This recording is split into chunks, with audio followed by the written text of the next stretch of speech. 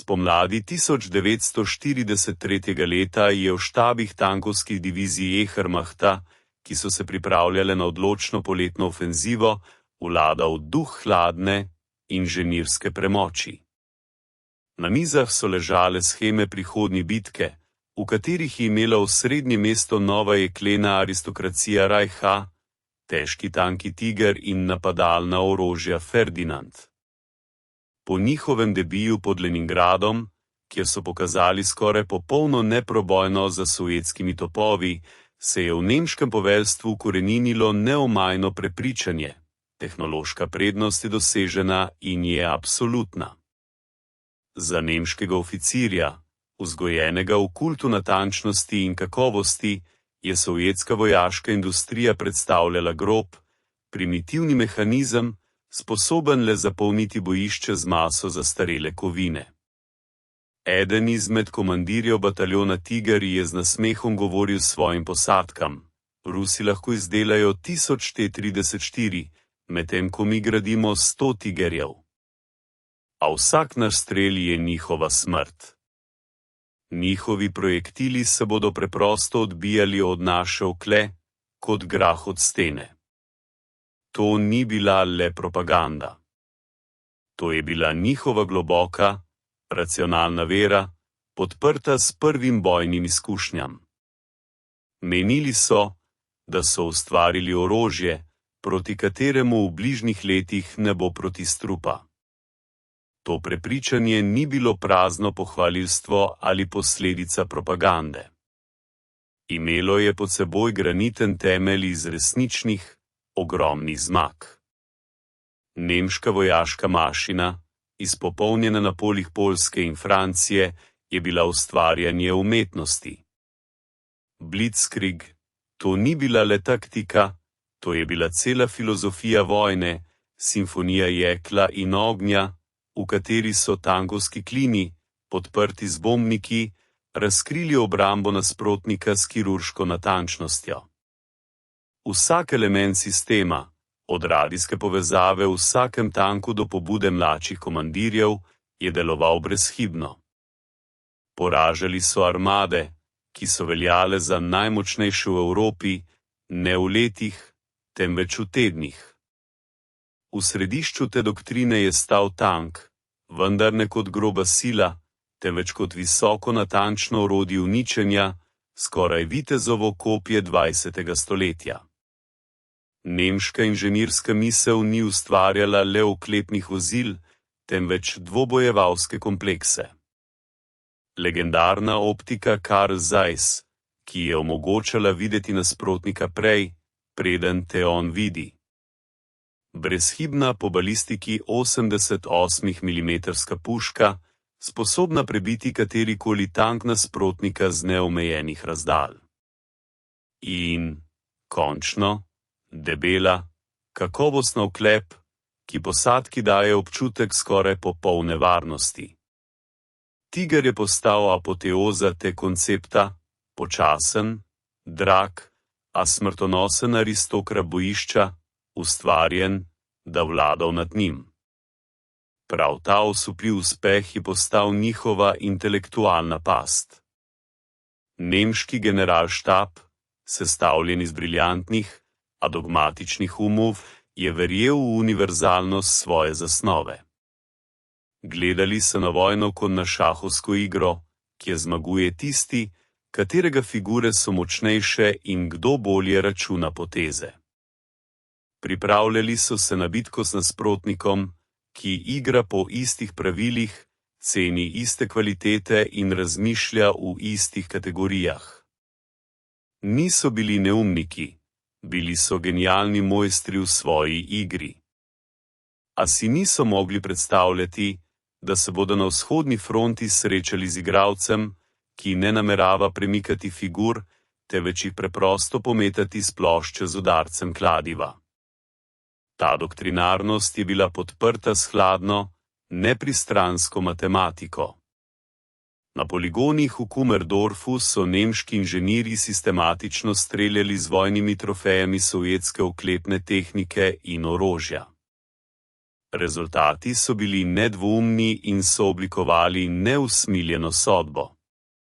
100-milimetrska sprednja oklepna plošča Tiger, narejena iz legiranega jekla najvišje kakovosti, je bila praktično neprobojna za glavno sovjetsko tanksko orožje, 76,2 mm F-34, ki je bilo nameščena na tankih T-34 in KL.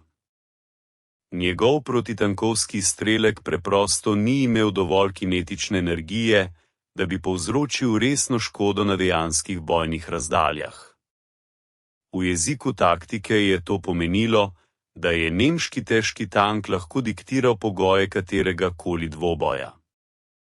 Lahko je začel boj z razdaljo pol tretji ali celo 2 kilometrih, na razdalji, kjer so bila orožja sovjetskih tankov popolnoma nemočna. Posadka Tiger je postala lovec, ki metodično in hladnokrvno strelja svojo žrtev. Sovjetskim tankistom je preostalo le, da poskušajo izvesti samomorilske bočne obhode, izpostavljajoč se ognju, ali upati na čudež, redek uspešen strel v ranljivo območje.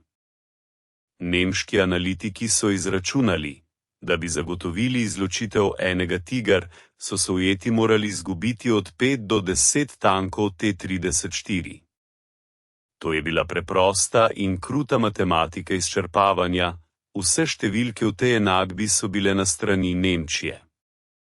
Seveda je nemška obveščevalna služba vedela o obstoju močnih artilerijskih sistemov pri Rdeči armadi, na primer 152 mm havbic pištol ML-20. A v nemški vojaški paradigmi je to orožje pripadalo popolnoma drugi kategoriji. Bila je težka, vlečena artilerija za uničevanje dolgotrajnih utrdb, za boj proti baterijam, za ogenj zaprtih položajev. Ideja, da bi uporabili tako okorno, počasno orožje za neposredni strel na manevrski cilj, kot je tank, se je zdela absurdna, taktično nepismena. V njihovem natančnem, logičnem svetu je za vsako nalogo obstajal svoj specializiran instrument. In bili so prepričani, da v sovjetskem arzenalu preprosto ne obstaja instrument za boj proti Tigerju. Končna sodba, oblikovana v poročilih urada za oborožitve kopenske vojske, je bila hladna in nedvoumna kot obsodba. Sovjetska zveza, svojo filozofijo množične proizvodnje, tehnološko ni sposobna v bližnji prihodnosti ustvariti ustreznega odgovora Tigerju. Da bi se zoperstavili grožnji, niso potrebovali le novega tanka, temveč kakovostni skok v celotni industrijski kulturi, v metalurgiji, v gradnji strojev, v optiki. Nemci so, na podlagi svojih izkušenj, razumeli, da takšen skok zahteva leta, ne mesecev. Kakršnakoli poskus Sovjetov, da bi šli po preprosti poti, dodali debelejšo oklep na staro podvozje ali namestili top večjega kalibra, bi po njihovem mnenju rodila nerodno, neučinkovito pošast, ki bi postala lahka žrtev za njihove usposobljene posadke. Tako je do poletja leta 1943 v nemškem vrhovnem poveljstvu nastal ne le konsenz, temveč nerušljiva aksioma. Rusi ne bodo mogli ustvariti ničesar, kar bi se lahko uprlo našemu Tigerju v neposrednem spopadu. Njihov tehnološki strop je bil dosežen, tako je bilo bistvo poročil, ki so ležala na mizi Hitlerja. To je bila končna točka v njihovem analizi, železna ugotovitev, ki je temeljila na logiki, številkah in globokem preziru do inženirske šole nasprotnika. Pripravljali so se na bitko, prepričani, da njihov jekleni meč ne bo naletel na dostojno zaščito. To je bilo njihovo najgrandioznejše in najfatalnejše zmotno prepričanje. Medtem pa, tisoče kilometrov vzhodno od nemških štabov, v zamrznjeni delavnicah evakuiranega kirovskega tovarnu v Čeljabinsku, je bila resničnost povsem drugačna. Tukaj, v srcu sovjetske vojaške industrije, so že prihajala prva, polna skrbi poročila o debiju tigerjev pod Leningradom. In tukaj, v nasprotju z Berlinom, ni bilo časa za dolge izračune in elegantne inženirske raziskave. Problem je bil postavljen z brutalno preprostostjo. Sovražnik je na bojišče pripeljal neprebojno trdnjavo. Odgovor je bil potreben ne jutri, temveč včeraj. Prav tu, januarja leta 1943, je glavni konstruktor Jožef Kotin prejel od Državnega odbora za obrambo nemogoče nalogo po svoji drznici. Kar nemški analitiki niso upoštevali v svojih brezhibnih izračunih, je bilo najpomembnejše psihologija in filozofija njihovega nasprotnika. Niso si mogli predstavljati, da se v sovjetskem sistemu totalne vojne čas meri ne v mesecih, temveč v dneh, da se birokratske ovire žgejo v peči državne nujnosti. Šteli so, da je taktično absurdna ideja postaviti težko havbiko na tankovsko podvozje za streljanje z neposrednim ciljavanjem. A v Čeljabinsku je ta absurdna ideja že ležala na risanih deskah kot edina pravilna rešitev. In za izvedbo te naloge je konstruktorski skupini Leva Trojanova pod vodstvom Kotina bilo dodeljenih le 25 dni. Medtem ko so v Nemčiji izpopolnjevali načrte za prihodnjo operacijo Citadela, prepričani v svojo jekleno pest, je na Uralu že grmel kovinski zvok, ki je rodil odgovor. To je bila dirka s časom, o kateri sovražnik niti ni slutil. Do trenutka, ko so nemški generali razporejali svoje bataljone tigerjev na zemljevidih, so prve serijske naprave novega razreda, ki so prejele indeks Su-152, že prihajale z proizvodne linije in jih sprejemali vojaški predstavniki. Igra se je že odvijala po povsem drugih pravilih. Glavna figura v njej, skrivnostna in smrtonosna, je preprosto čakala na svoj prvi korak. Tam, kjer je nemški inženir želel ustvariti tehnološko mojstrovino, popolno rapirno za dvoboj s sabljami, je sovjetski konstruktor iskal najučinkovitejšo rešitev v pogojih totalne vojne na preživetje. To je bilo srečanje dveh svetov, dveh filozofij. Nemška misel se je spraševala, kako ustvariti idealno orožje, ki bi preseglo vsa obstoječa? Sovjetska misel je postavila vprašanje drugače. Kako rešiti problem uničenja tega sredstvi, ki jih imamo, takoj? In v tej razliki formulaciji je bil skrit ključ do prihodnje zmage. Nemški pristop je bil evolucijski, sovjetski pa revolucionarni. Ko so spoznali, da nimajo protitankovskega orožja, ki bi lahko zagotovljeno prebilo 100-milimetrsko oklep tigra spredaj, so sovjetski inženirji sprejeli genialno odločitev v svoji asimetričnosti, prenehali so poskušati prebiti oklep. Namesto tega so se odločili preprosto uničiti sam tank v celoti, z enim uničujočim udarcem. Usmerili so svoj pogled na tankovske topove, temveč na težko artilerijo. Na vojaško havbiko top M20 kalibra 152 mm, pošastno orožje, ustvarjeno za uničevanje betonskih vojnih stoli in spreminjanje poljskih utrdb v prah. Če je njen projektil, ki je tehtal 43,5 kg, lahko zrušil zaklon, kaj bo storil s kovinsko škatlo, čeprav zelo trdno? Ta ideja ni bila le drzna, bila je herezija z vidika klasične tankovske doktrine. A prav ta ideja je omogočila, da so zaobsli tehnološko zaostajanje. Namesto da bi leta razvijali nov top, novo balistiko, nove municije, so vzeli že obstoječe, preizkušeno in serijsko proizvedeno orožje. Problem se je zmanjšal na eno nalogo: kako spraviti tega monstra, da se samostojno premika po bojišču? In odgovor je bil prav tako pragmatičen: vzeti najdostopnejše težko šasijo, ki se že izdeluje, šasijo tanka 1. Ne izumljati, temveč prilagoditi. Ne ustvarjati iz nič, temveč kombinirati tisto, kar je na voljo. Kot rezultat je nastala naprava, ki je bila antiteza Tiger. 152 ni bila elegantna. Nima visoke hitrosti streljanja, prevažala je omejen strelni komplet, pogoji za posadko pa so bili špartanski. A ni bilo treba vstopiti v dvoboj.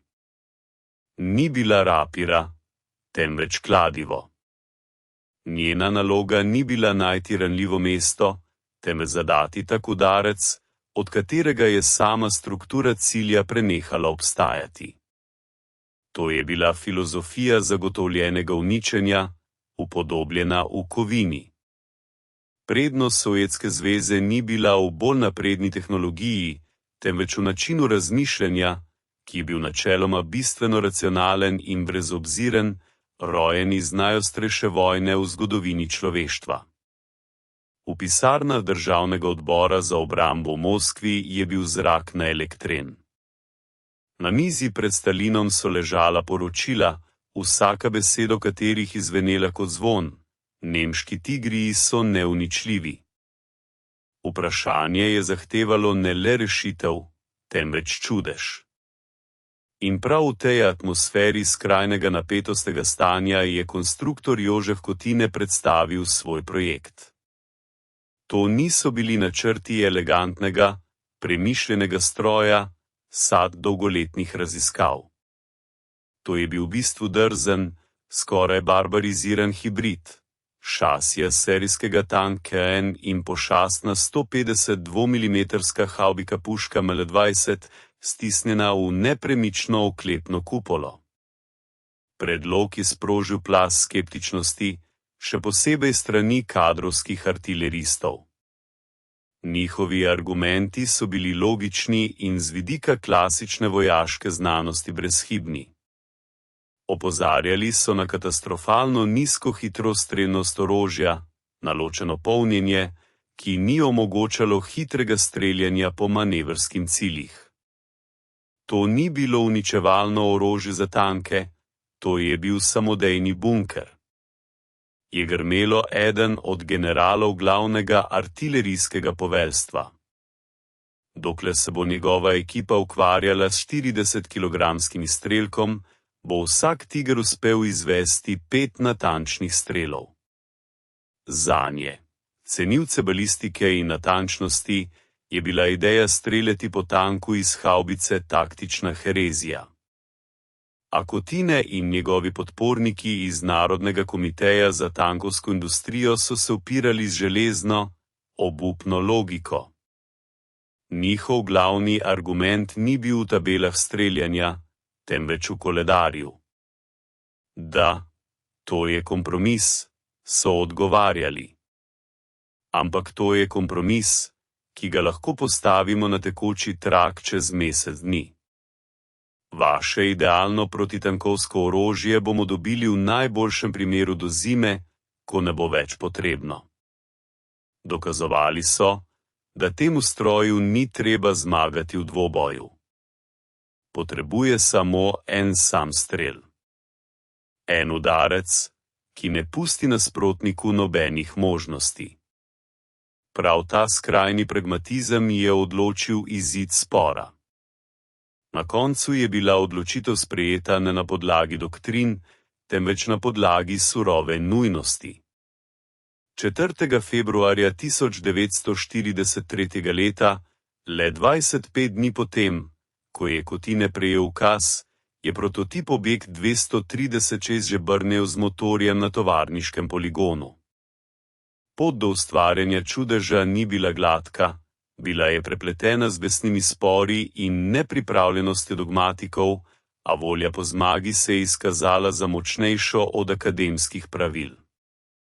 5. julija 1943. leta, v predzoročni temi, se je zemlja zatresla pod gusenicami 1000 nemških tankov. Operacija Citadela se je začela. Jekleni klinčki, na vrhu katerih so bili najnovejši tigerji in panterji, so se zabijali v sovjetsko obrambo. Nemški tankisti so se, ko so napredovali, počutili neustavljive. Njihova radijska komunikacija je bila mirna in poslovna, poročila o utišanih ognjenih točkah in uničenih T-34 so se izmenjavala z metodičnostjo tovarniškega tekočega traku. Vse je potekalo po načrtu. Prvi ešaloni sovjetske obrambe so se zdeli, da bodo kmalu zrušeni pod tem nevidnim napadom. Prav v tem trenutku je v sklajeni simfoniji Blitzkriega zazvenela prva lažna, oglušujoča nota. Na sektorju napada 44. oklepnega korpusa, kjer je kolona tigerjev uničevala novo vrsto jarkov, je iz gozda na boku udarilo nekaj nepredstavljivega. To ni bil oster, prodoren pok protitankovskega topa. Bil je osupljiv, globok grmenje, od katerega so se ušesa zasukala celo v vozilih, ki so bila stotine metrov stran. Eden od tigerjev, ki je šel avangardi, se je nenadoma ovel v ogromen oblak črnega dima in ognja. Ko se je dim razbistril, so posadke sosednjih vozil videle nepredstavljivo. Tank je stal na mestu, a njegova kupola, ki je tehtala več kot 11 ton, je bila s pogoja strgana in odvržena na nekaj metrov stran, kot igračka. Ta dogodek ni povzročil panike, temveč globoko, profesionalno zmedo. Kaj je to bilo? Direktno zadetek težke letalske bombe? A na nebu ni bilo bombnikov. Naključni strel korpusne artilerije zakrite pozicije? Preveč natančno za naključje. Ko se je boj umiril, so bili oficirji, ki so preučili ostanek tanka, še bolj pretreseni. 100 mm debela sprednja oklepna plošča ni bila prebita z natančno luknjo. Bila je razbita, pokrita z mrežo ogromnih razpok, kot da bi vanjo udaril meteorit. Varjeni spoji so popustili. To ni bilo poraz, to je bilo uničenje. Prvi poročila, ki so šla v štab, so bila polna zmede. V njih je bilo govora o pojavu nekih samohodnih havbic ogromnega kalibra pri Rusih, ki so delovale iz zasede. A poveljstvo je sprva na te informacije gledalo skeptično, jih pripisalo bojnemu stresu in pretiravanju. V njihovem natančno izrisanem svetu preprosto ni bilo prostora za tovršno orožje. Vendar so ta zaskrbljujoča poročila, sprva posamezna, začela prihajati tudi iz drugih delov fronte.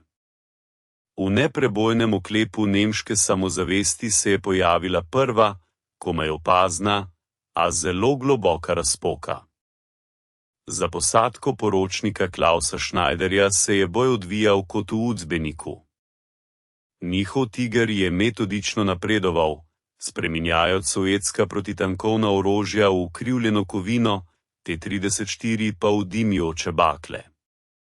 Znotraj 50 ton in 7 kg težkega vozila je vladala atmosfera mirnega, osredotočenega dela. Hans, streljač, je skozi optiko Zeissovega merilnika videl bojišče kot na lani, izbirajoč novo žrtev. Bili so plenilci v svojem jeklenem rezervatu, gospodarji te zemlje. In v tistem trenutku je njihov svet eksplodiral. Ni bilo pokanja projektila, ki bi se odbijalo od oklepa. Bil je udarec kolosanega kladiva, zvok gigantskega cerkvenega zvonika, ki ga je udaril nekdo znotraj. Celoten tank je bil vržen, kot da bi naletel na mino. Znotraj jeklene škatle je zavladal pekel. Osvetlitev je ugasnila. Zrak se je napolnil z jedkoprahom od odlepljene barve in žlindre. Poročnika Schneiderja je vrglo na cev orožja, radis je razbil obraz ob radiostanico. Iz ušes in nosu je tekla kri, posledica grozljivega udarca. Oklep, njihov sveti zaščitni znak, je zdržal. Niti ni bil prebito.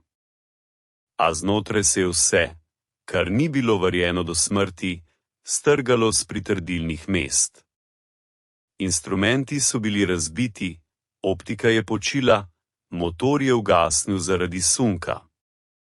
Oklepnik, na zunaj skoraj nedotaknjen, se je spremenil v gluh, slep, nepremičen grob. Posadka, oglušena in dezorientirana, je spoznala strašno resnico. Njihovo utrdbo ni bilo treba razbiti, en sam udarec je lahko preprosto uničil. Ko se je nekako zbral, je Schneider pogledal skozi preživel opazovalni instrument in ga zagledal.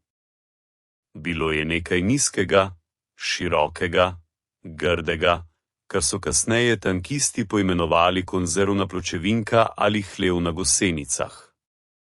Iz te nenavadne konstrukcije je štrlela cev neverjetno velikega kalibra. Pred njegovimi očmi je cev izstrelila oranžno plamenico in poročnik je videl, kako je drugi tiger iz njegove enote, ki je bil 200 metrov stran, preprosto prenehal obstajati. Ni bilo odboja, ni bilo natančne luknje v oklepu. Bila je le oslepljujoča bliskavica in 12-tonska kupola tanki poletela v zrak, premikajoč se, kot bi bila vržena pokrovka od lonca. Ta šok, ki ga je doživela posadka Schneiderja, je v nekaj urah postal množični pojav. Radijski eter, ki je še zjutraj bil poln zmagovitih poročil, se je zadušil v pančnih, prekinjenih krikih: pozor vsem! Ruski pošasti, gigantska napadalna puška, strelja z nečim neverjetnim. Poročila mlajših oficirjev so bila polna zmede in vraževernega strahu. Niso mogli identificirati tega orožja, niso mogli razumeti načela njegovega delovanja. Le videli so rezultat, njihovi neuničljivi tigerji in Ferdinandi so pokali kot orehi. Največji mit Ehrmachta o tehnološki superiornosti je propadal naravnost pred njihovimi očmi, v hrupu in plameni kurske obokane.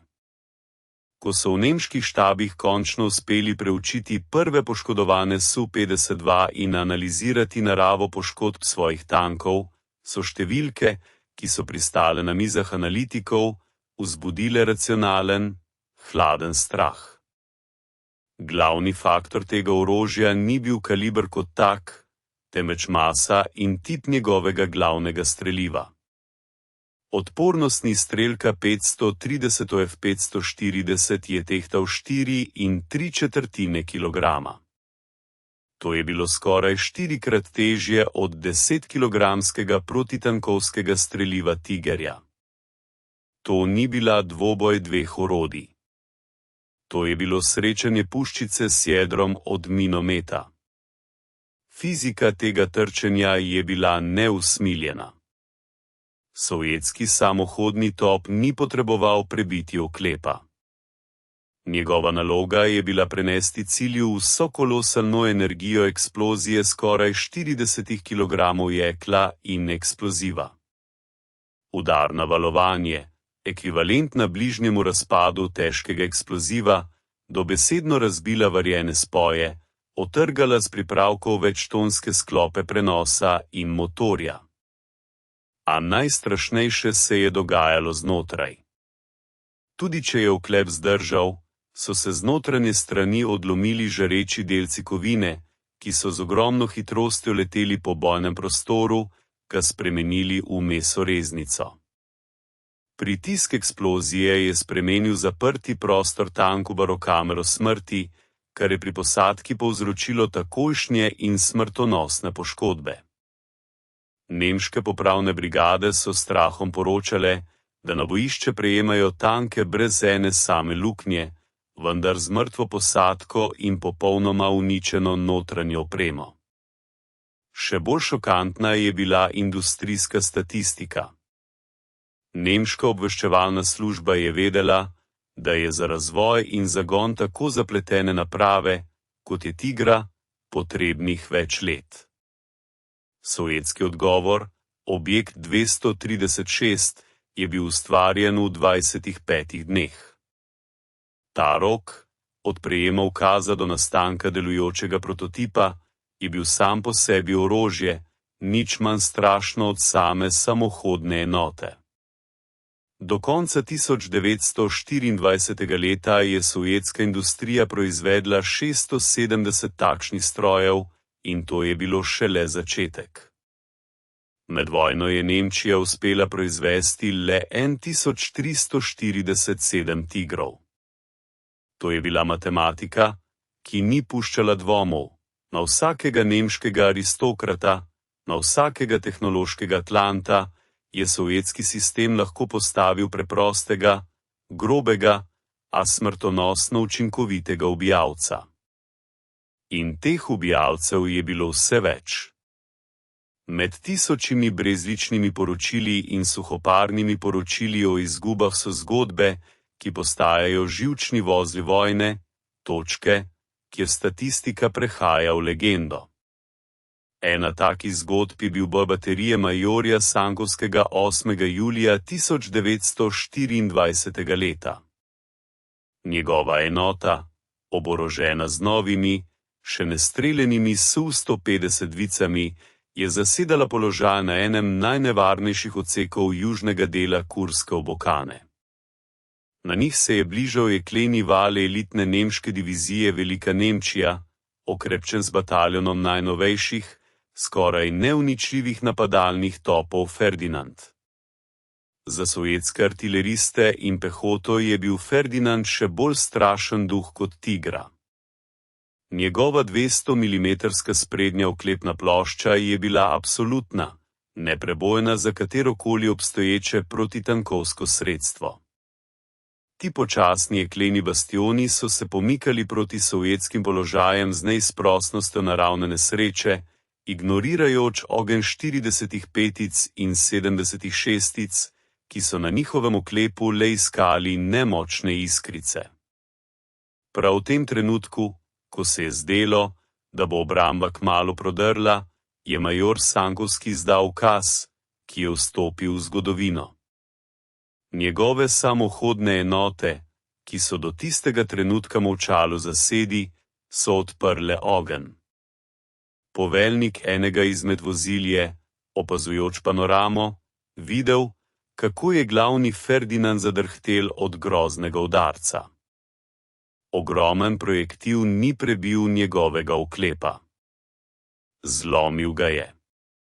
Udarec 40-30 kg granate je bil tako močan, da so popustili varjeni šivi, podvozje pa je bilo iztrgano in okvarjeno. Ogromna naprava se je ustavila, pretvorjena v nepremično tarčo. Naslednji projektil je udaril spoj med kupolo in telesom, kar je povzročilo detonacijo streliva. 80-tonski pošast se je razletel na kose.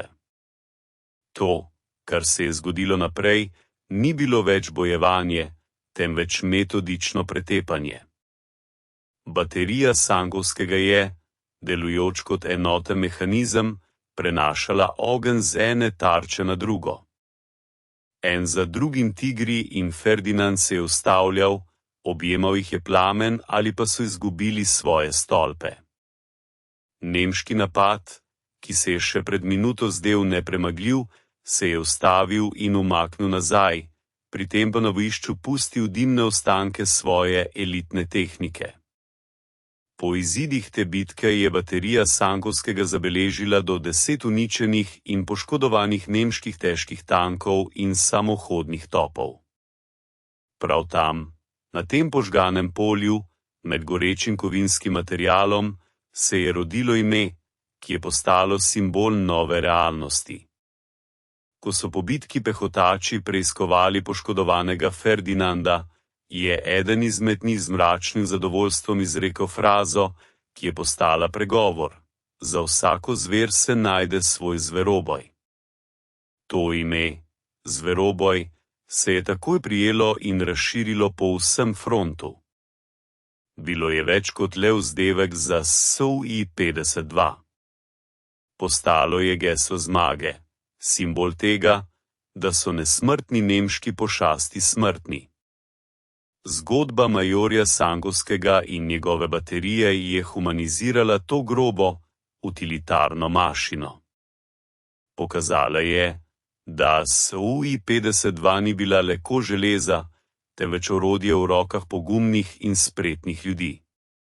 Njihov podvig je spremenil tehnološko dejstvo v psihološko orožje, ki je v sovjetskih vojakih vzbudilo zaupanje, pri nemških tankistih pa nov, doslej neznan strah. Strah pred zverobojem.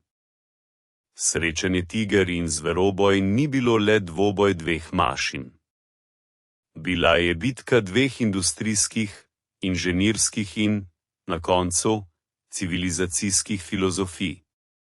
Nemška tovarna, ki je proizvajala tigrki, je bolj spominjala na gigantsko urarsko delavnico.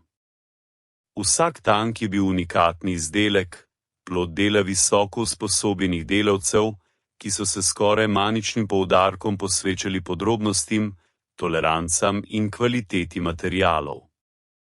To je bil kult popolnosti. Sovjetski tankograd v Čeljabinsku je bil njegova popolna nasprotje, bil je rjoveči metalurški vulkan, ki je izbruhal orožje. Tukaj je bil glavni kriterij ne eleganca konstrukcije, temveč hitrost in preprostost proizvodnje. Tam, kjer je nemški inženir porabil tedne za ustvarjanje popolne varjene šive, je sovjetski našel način, kako narediti šiv dovolj trden in preiti na naslednjo operacijo.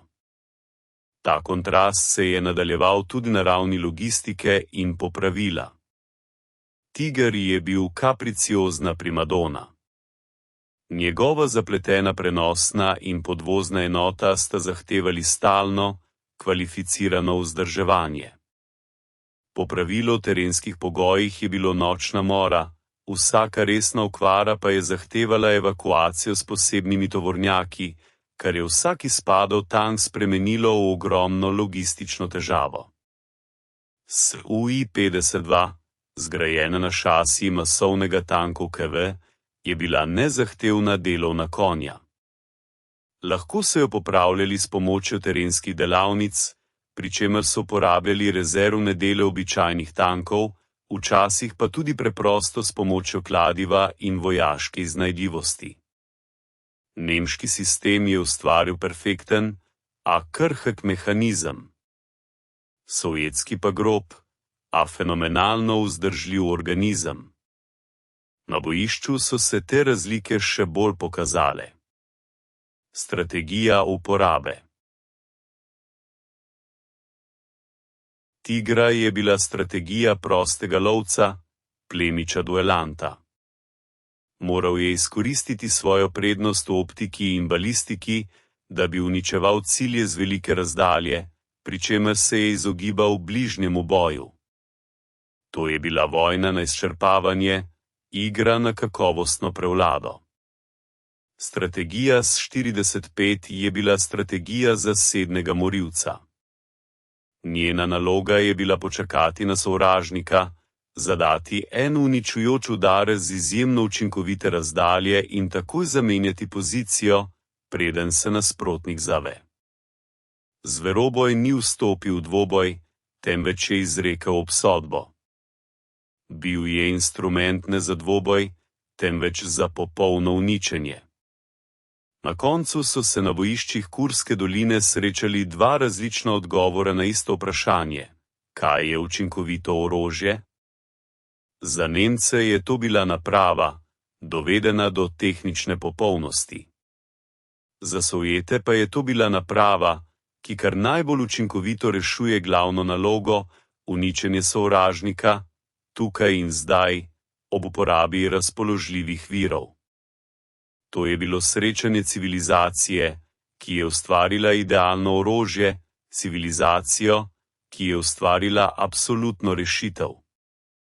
In v pogojih totalne vojne na izčrpavanje se je izkazalo, da je prav ta drugi pristop edini pravilen. Za nemškega tankista je bil njegov tiger ne le stroj. Bil je nacionalna vrednota, tehnološki dragulj, vreden 100.000 Reichsmark. Varovali so ga, njegovo uporabo so načrtovali z draguljarsko natančnostjo, izguba vsakega primerka pa je postala predmet ločene preiskave.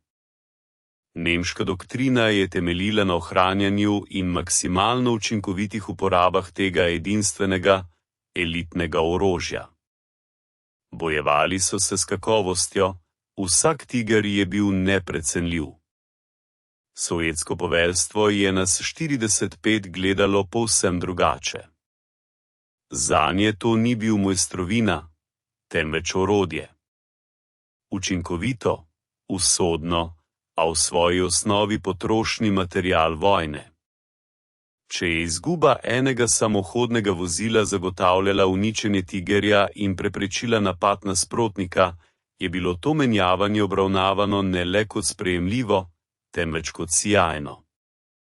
Ujetniki nemški častniki so z začudenjem in grozo pripovedovali na zaslišanjih o sovjetskih taktičnih prijemih, ki so jim delovali kot vrhunec barbarstva in razsipnosti. Tam, kjer bi nemški poveljnik na pozicijo poslal enega ali dva tigerja, so Rusi lahko poslali v napad celo polk zveroboj. Uporabljali so jih ne kot ostrostrelce, temveč kot ognjeni val.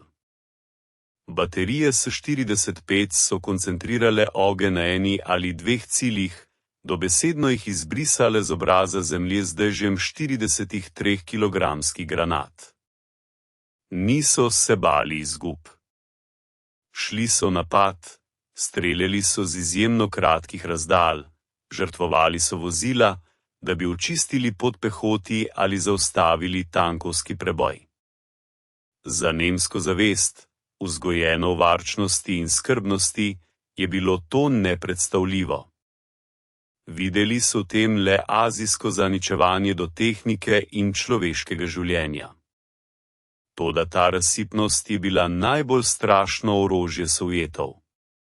Za njo niso stali barbarstvo, temveč hladen industrijski izračun.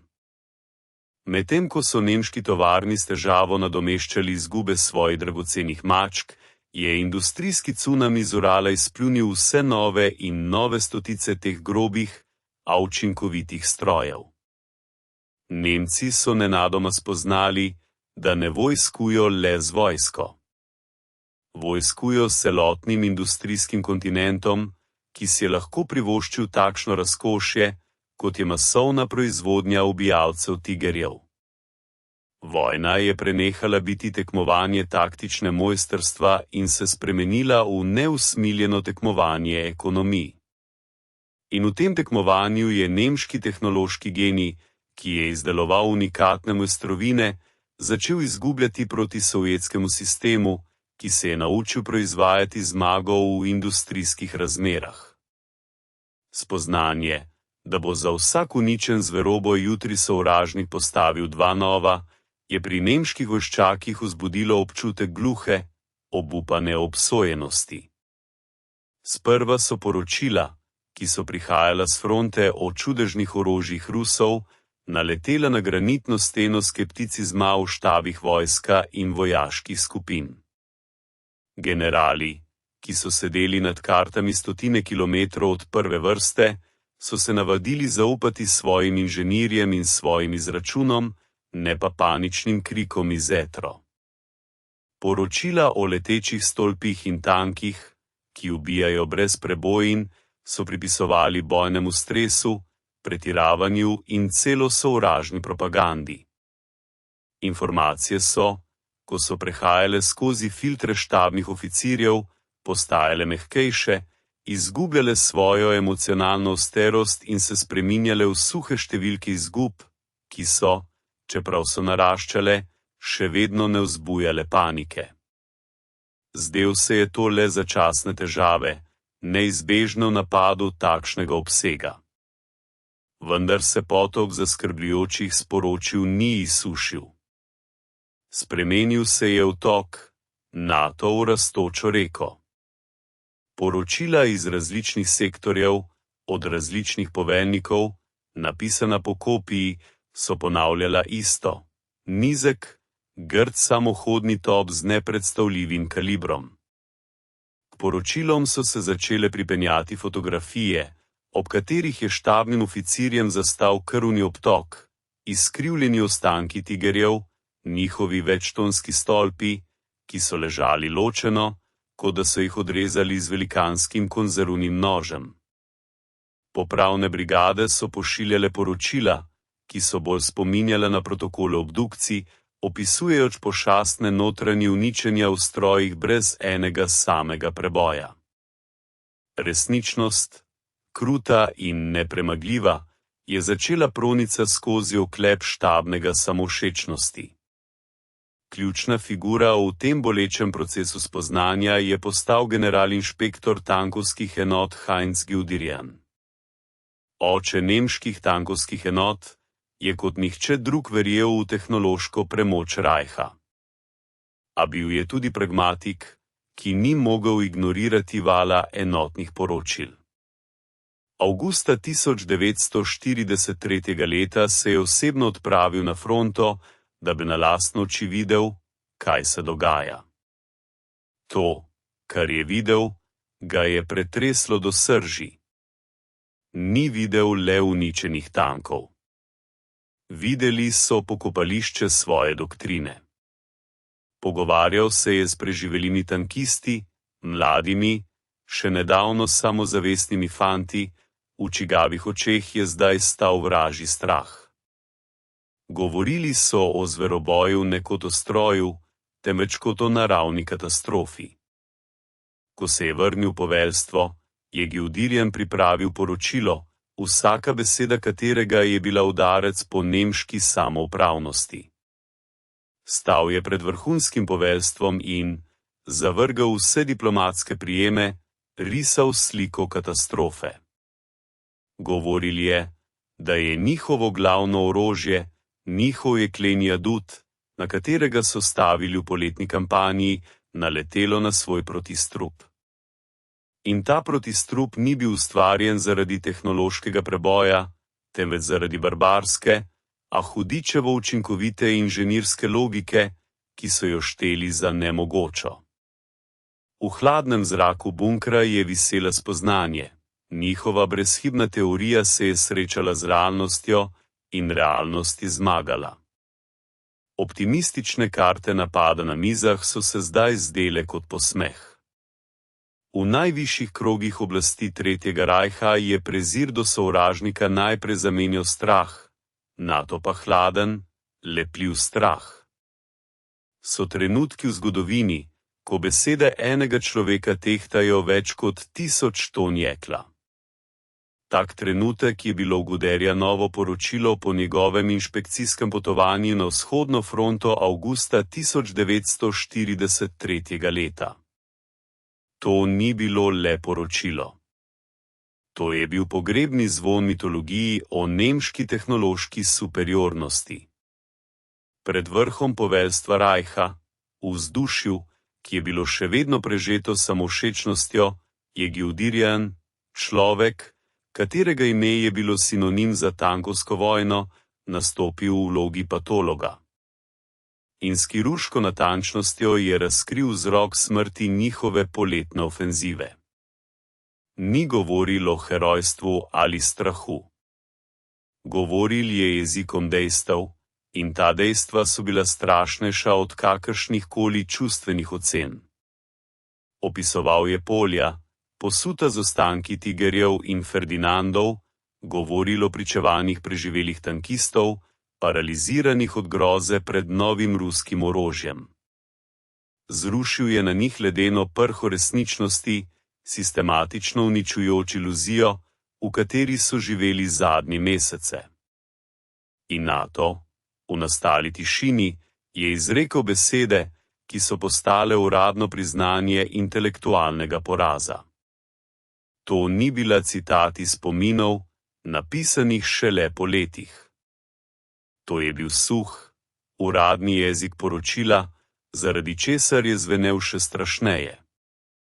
Protitankovna obramba Rusov, je ponavljal Guderian, se je znatno okrepila zaradi množične uporabe težkih samohodnih orožij. Stroji kalibra 152 mm predstavljajo smrtno grožnjo za naše težke tanke, vključno s tigerjem, na vseh razdaljah realne bitke. Njihova osipna in eksplozivna granata, tudi če ne prebije sprednjo klepa, onesposobi tank zaradi notranjega odklopa oklepa in sile eksplozije. Treba se je kategorično izogibati sprednjim trkom z njimi in iskati nove taktične prijeme. V teh besedah je bil skrit ves grozot nemškega poveljstva. Fraza na vseh razdaljah realne bitke je bila smrtna obsodba vse njihovi taktiki, ki je temeljila na daljnem ognjenem premoženju. Priznanje, da granata ubije, tudi če ne prebije oklepa, je uničilo njihov glavni adut, zaščitenost. Ob tem trenutku je gledalec, ki je spremljal dramo nemške samozavesti, slišal njen propad iz ust samega glavnega atpeta. To je bil katarzis. Najmočnejši, najkompetentnejši, najbolj samozavesten sovražnik je javno priznal, nasprotniki ustvaril orožje, ki je povsem onemogočilo vse njihove tehnološke dosežke. To ni bilo le priznanje učinkovitosti Su-152. To je bilo priznanje, da je vojna stekla po povsem novem, nepredvidljivem in smrtonosno nevarnem scenariju zanje. Ob zavedanju obsega katastrofe je nemška inženirska misel, ki je doslej prezirala grobe sovjetske rešitve, bila prisiljena storiti nemogoče, poskusiti ustvariti svoj lasten analog zveroboa. To je bila tiha, neizpostavljena intelektualna kapitulacija. V nujnosti je bil pospešen projekt težkega napadalnega orodja na osnovi tanke Panzer IV, ki je dobila ime Sturmpanzer IV, ali, kot so jo poimenovali v enotah, Brumbe, medved Grizzly. Na papirju je to bila tevtonska rešitev, zanesljiv, množičen podvozje in kratkokevna 150 mm havbika. Poskušali so posnemati logiko sovražnika, vzeti tisto, kar imajo, in ustvariti iz tega orožja največje uničevalne moči. A niso mogli.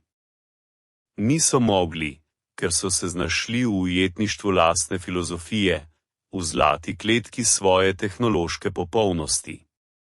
Tudi pri ustvarjanju kladiva so poskušali narediti to po kalupih rapir. Brumber je bil preveč zapleten, predrag, preveč nemški. Tam, kjer je sovjetski konstruktor žrtvoval vse za preprostost in hitrost proizvodnje, nemški inženir ni mogel odložiti kakovostne optike, bolj udobnih razmer za posadko, v idealnem prileganju oklepnih listov.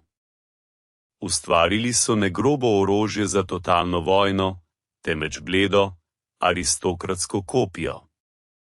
Niso se mogli prisiliti, da bi razmišljali resnično preprosto in kruto. Kot rezultat je ta odgovor nastal prepozno in v premajhnih količinah. Medtem ko so sovjetske tovarne izpljuskale stotine Su-152, NATO pa še boljše ISU-152, je Nemčija uspela izdelati le okoli 300 brombarjev skozi celo vojno. Bili so učinkoviti v uličnih bojih, proti pehoti in utrdbam, vendar niso postali tisto, kar je bil zverobo, univerzalni morilec tankov. Niso uspeli doseči glavnega, množičnosti. Njihov medved ni postal dostojan nasprotnik za sovjetskega lovca na zveri. In v tem je bila največja ironija. Velika inženirska nacija, ki je ustvarila tiger, vrhunec tehnološke misli, je bila prisiljena v naglici kopirati primitivno in divjo idejo svojega sovražnika. Samo dejstvo, da je bil Brumbre ustvarjen, je bilo najglasnejše priznanje premoči sovjetske zasnove. Poskušajo zmagati, so začeli posnemati. A niso mogli reproducirati glavnega, ne konstrukcije, temveč način razmišljanja, ki ga je rodila vojna na preživetje. Njihove protimere so postale le spomenik njihovi zaman, materialni dokaz, da so izgubili ne le na bojišču, temveč tudi v bitki idej. Najbolj strašna škoda, ki jo je povzročil zveroboj, se ni mogla meriti v tonah uničene jeklene ali v številu ubitih tankistov. Najbolj uničujoč je bil udarec po sami srži nacistične ideologije, po mitu o rasni in tehnološki superiornosti. Za nemškega vojaka, vzgojenega v veri v genij arijske nacije, je bil tiger več kot le tank. Bil je jekleni idol, materializacija celotne njihove doktrine, zapleten, dovršen, smrtonosen, ustvarjen strani rase gospodarjev, da bi vladal nad počloveki. Bil je dokaz njihove pravice do svetovne prevlade, ulit v krupovski oklep. In ta jekleni idol, ta simbol vere, je bil uničen z orožjem, ki po njihovem mnenju ni moglo obstajati. Su-152 sta bili vse, kar so prezirali. Bila je groba, neenotna, zbrana na hitro. To je bilo ustvarjanje tiste civilizacije barbarov, ki so prišli civilizirati. In dejstvo, da je ta primitivna, po njihovem mnenju, konstrukcija izkazala, da je bolj učinkovita na bojišču, ni bilo le taktično poraz. To je bilo globoko intelektualno ponižanje. Izkazalo se je, da so počloveški, z uporabo svoje primitivne logike, uspeli najti odgovor, ki se je izkazal za bolj pametnega in učinkovitega kot filigransko popolnost teutonskega genija. Ta udarec je prebil vrzel ne toliko v tankovskih divizijah, temveč v zavesti nemške vojske. Če so Rusi uspeli ustvariti tako orožje, potem morda ostalem niso tako primitivi, kot trdi propaganda? Če njihova groba sila premaguje našo izpopolnjeno mojstrstvo, potem je morda sama naša filozofija napačna? Zveroboj ni uničeval le tankov. Uničeval je vero. Sejal je v dušah nemških vojakov strupena semena dvoma, ki so bolj podkopavala njihov bojni duh kot kakršnekoli izgube. Vojna je prenehala biti križarska vojna civilizacije proti barbarstvu in se je spremenilo krvavo in, kar je najhuje, obupno borbo. Ta psihološka škoda je bila nepopravljiva. Učinek, ki ga je povzročil zveroboj, se ni končal s končnimi izstrelki na Kurski dolini. Nasprotno, to je bilo šele začetek. Ko so spoznali, kakšno absolutno orožje so imeli v rokah, je sovjetsko poveljstvo takoj zagnalo proizvodnjo njegovega naslednika, še bolj izpopolnjenega samohodnega topa Isu-152 na šasiji novega težkega tanko ISE. Ta stroj, ki je ohranil strašno ognjeno moč svojega predhodnika, je prejel najboljšo oklep in zanesljivost. Od leta 1944 do konca vojne so prav polki ISU-152 postali tisti jekleni lom, s katerim je Rdeča armada prebila najmočnejše nemške utrdbe. Betonski bunkri Pomorja, stari forti Königsberga, barikade na ulicah Berlina, vse to se je spreminjalo v prah pod udarci njihovih 40-kilogramskih granat. Po drugi strani pa je pojav zveroboja spodbudil nemško vojaško industrijo k norosti po velikosti, kar jo je na koncu uničilo. Poskušajoč ustvariti tank, sposoben vzdržati udarec 152 mm granat, so rodili takšne pošasti, ko sta kraljevi tiger in velikanski lovec na tanke Jagde tiger. Te naprave so bile tehnološki mojstrovine, a strateške katastrofe, neverjetno drage, nezanesljive, ki so požrle pomanjkljivo gorivo in vire, katerih je Reich že imel premalo. Zveroboj ni zgolj uničeval tankov na bojišču, prisilil je sovražnika, da je vložil zadnje moči v ustvarjanje orožja, ki se je sesulo pod lastno težo. Zmagal je ne le v taktični, temveč tudi v ekonomski vojni. Po vojni so se poti tankogradnje razšle. Zahodni svet je stavil na koncept univerzalnega glavnega bojnega tanka, ki naj bi bil hiter, zaščiten in dobro oborožen. Klasična težka napadalna orožja so se zdele kot preteklost. A Sovjetska zveza ni hitela odpisati svojih zverobojcev. Iz SU-152 so ostali oborožiti desetletja, videli so jih med madžarsko vstajo leta 1956 in v mnogih drugih konfliktih. Sovjetska vojaška doktrina je zavedno usvojila lekcijo iz leta 1934.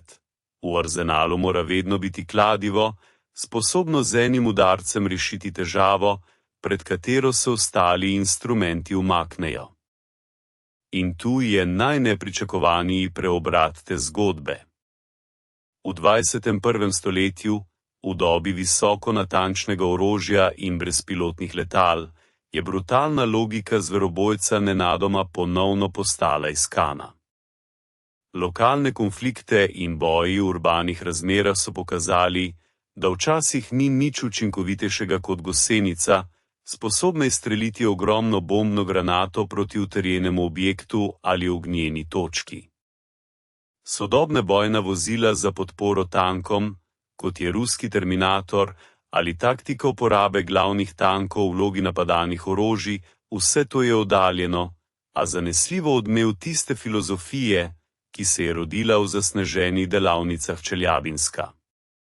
Ideja o zagotovljenem uničenju cilja z enim uničujočim udarcem, rojena kot obupen odgovor na tiger, je preživela svojega ustvarjalca in svojega sovražnika, dokazala svojo večno in strašno aktualnost.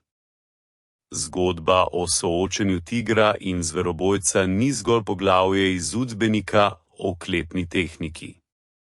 To je pripoved o tem, kako izpopolnjena, skoraj aristokratska moč, prepričana v svojo premoč, pade pred močjo grobe, asimetrične in obupom rojene sile.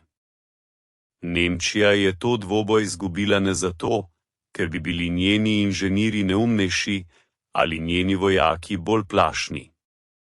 Izgubila je, ker so njene glavne vrline, metodičnost, perfekcionizem in vera v tehnološko premoč, v pogojih totalne vojne postale usodne pomanjkljivosti.